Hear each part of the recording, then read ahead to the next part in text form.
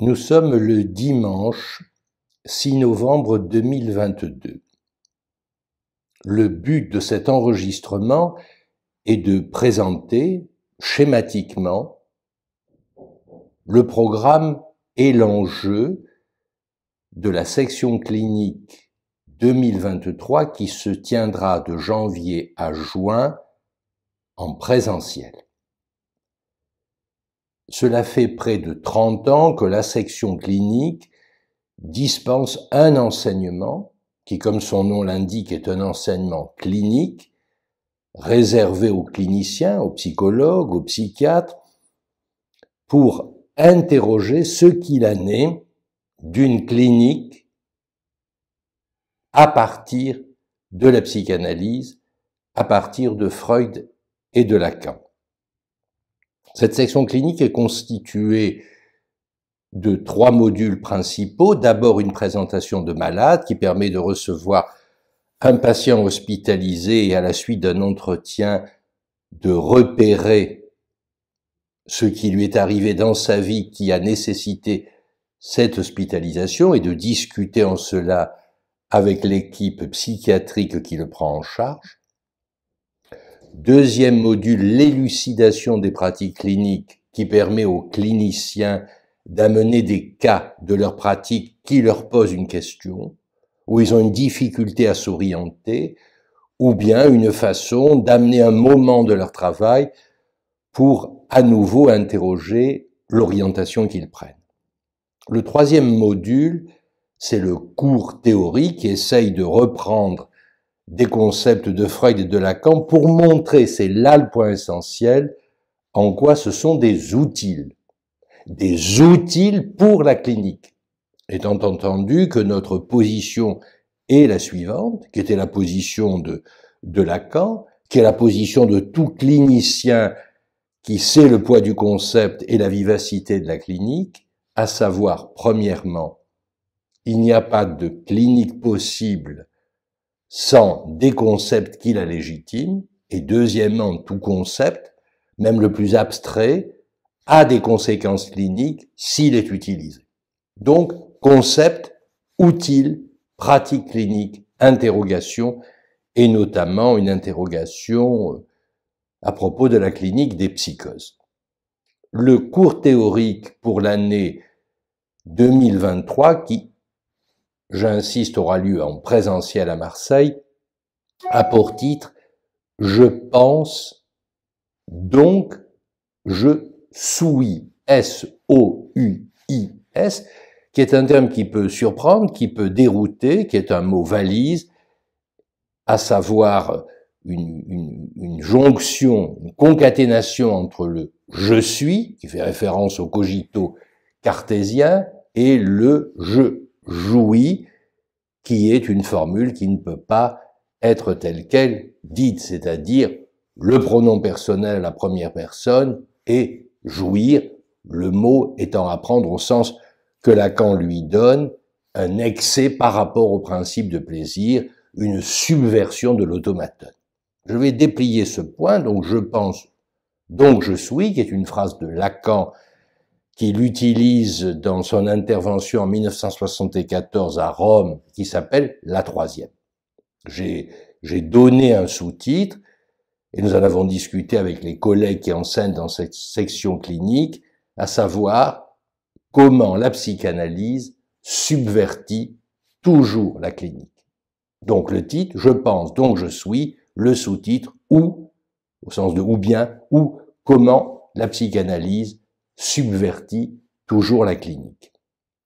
3 scansions nous orientent donc pour le cours théorique de cette session 2023 que je vous présente ce matin par cet enregistrement audio. Premièrement, ce qui subvertit. Lacan trouve inadéquat le terme de révolution associé à la découverte de la psychanalyse par Freud, car il désigne un retour à l'origine. Il lui préfère celui de subversion. Je cite, il apparaît ainsi que la révolution mise en avant par Freud tend à masquer ce dont il s'agit.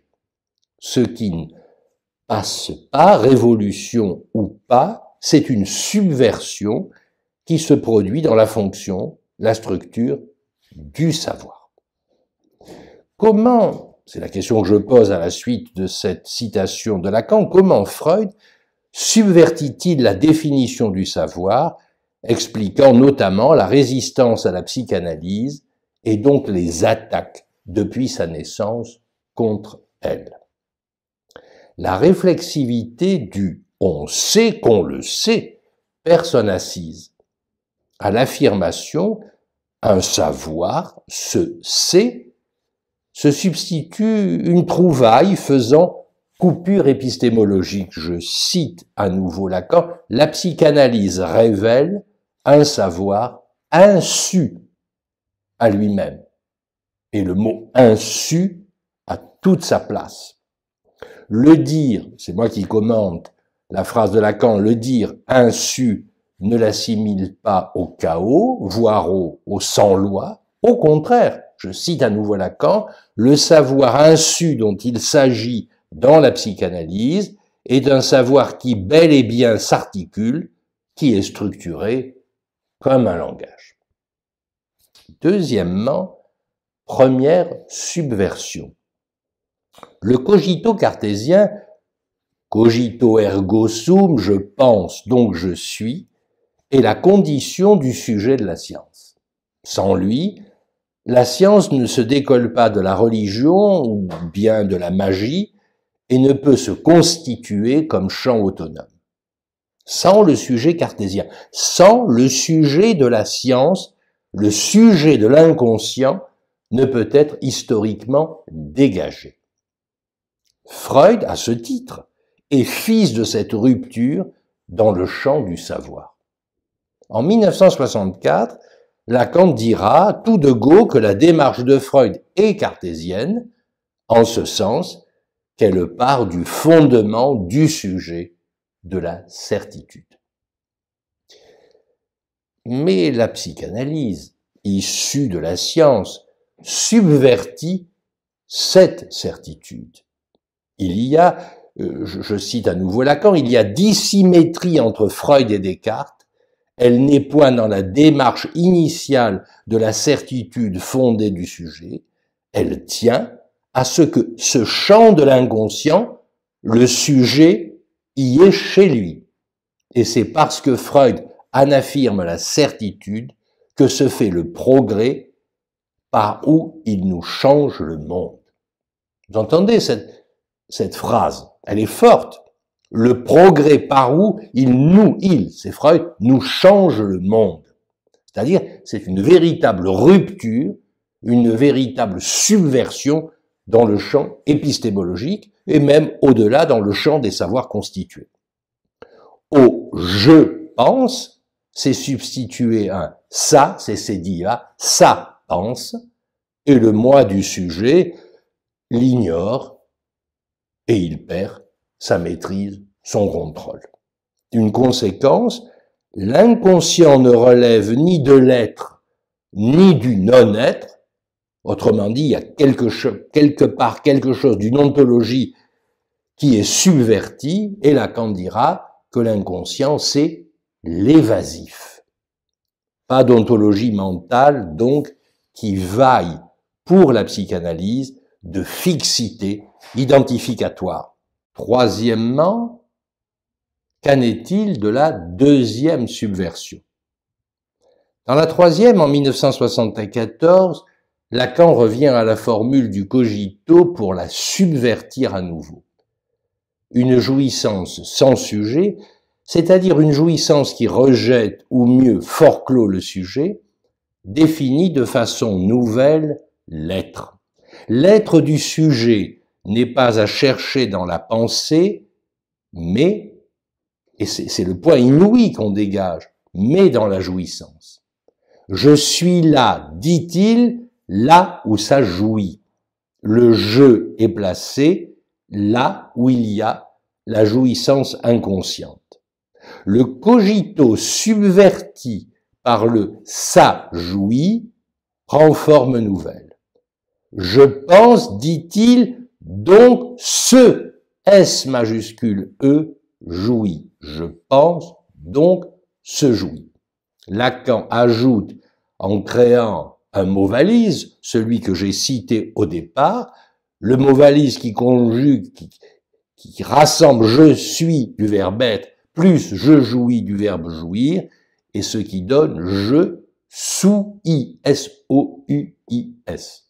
Je cite Lacan, ça rejette le donc usité, celui qui dit je souis.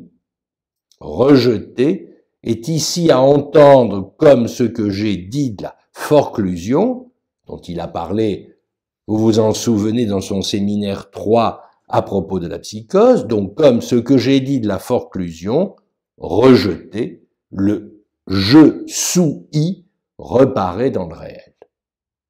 Quel rapport avec la psychanalyse, se demandera le sceptique? Quel sens a son je souis? La réponse est donnée par Lacan. Exactement mon sujet à moi, le je, J-E, de la psychanalyse. Descartes, comme tout un chacun, et la phrase de Lacan est intéressante, a un inconscient et il est paumé. Ainsi va le cogito du par-l'être, sujet plus la jouissance, à savoir ce qui fait titre pour ce cours théorique, je pense, donc je souis. Nous tirerons des conséquences pour la clinique, y compris la plus ordinaire rencontrée à l'hôpital ou en cabinet, de la conjugaison du verbe souir, qui écrit qu'il y a, je cite Lacan, un savoir impossible à rejoindre pour le sujet. Il n'y a pas de transparence, de superposition parfaite entre le savoir et le sujet, et le lien entre le savoir inconscient et le sujet est toujours marqué du sceau de l'impossible. Cette subversion de la clinique n'est pas près d'arrêter de nous questionner.